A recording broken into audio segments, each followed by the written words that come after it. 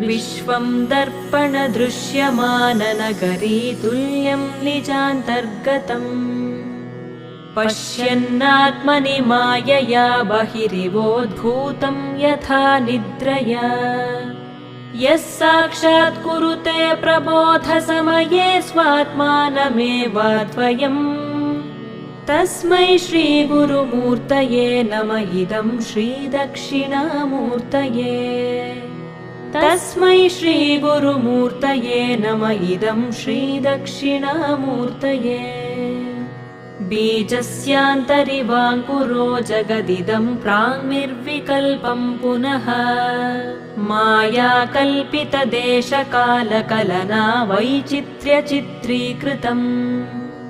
मायावीव विजृम्भयत्यपि महायोगी वयस्वेच्छया